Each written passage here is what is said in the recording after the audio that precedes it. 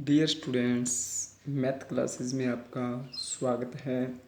तो आज हम कक्षा 9 चैप्टर 1.2 संख्या पत्रिका करेंगे। तो इसमें पहला क्वेश्चन क्या है कि नीचे दिए गए कथन सत्य है या असत्य है, कारण के साथ अपने उत्तर दीजिए। ठीक है। अब पहला क्वेश्चन क्या है कि प्रत्येक अप्रिमेय संख्या एक वास्तविक संख्या होती है। कि परिमेय संख्या और अप्रिमेय संख्या के बारे में आपने पढ़ा था कि प्रत्येक अप्रिमेय संख्या एक वास्तविक संख्या होती है। ये कथन क्या है? सत्य है, क्योंकि परिमेय और अप्रिमेय संख्या दोनों मिलकर वास्तविक संख्या बनाती हैं।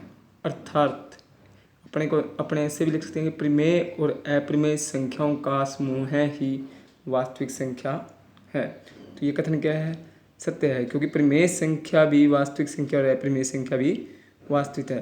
तो अपने इसको ऐसे लिख सकते हैं कि परिमेय और अप्रिमेय संख्याओं का समूह ही वास्तविक संख्या है।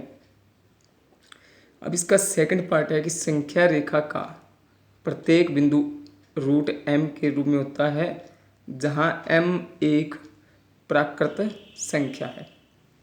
अब ये देखिए कि ये अपने एक रेखा खींच ली। इधर क्या आ गया? 0 1 2 3।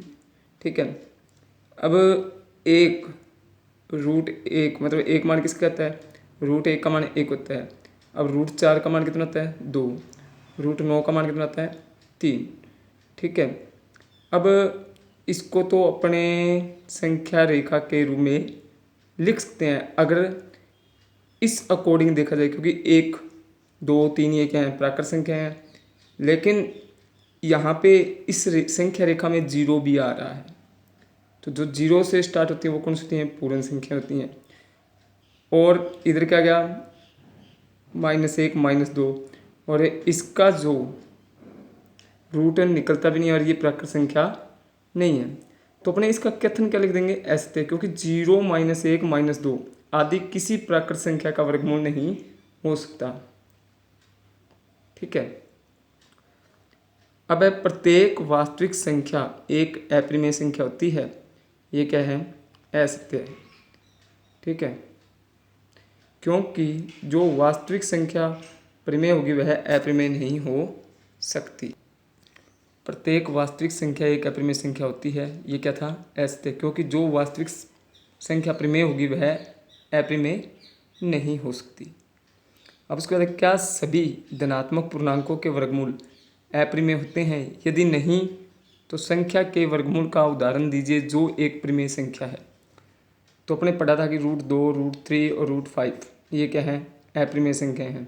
अब √4 का वर्गमूल कितना आता है? 2। उसे 2/1 मतलब p/q के रूप में लिख सकते हैं। मतलब इसमें क्या हुआ है? वो 0 के बराबर नहीं है। √9 भी लिख सकते हैं, 3 बराबर 3/1 के रूप में लिख सकते हैं। अब ये कथन क्या है?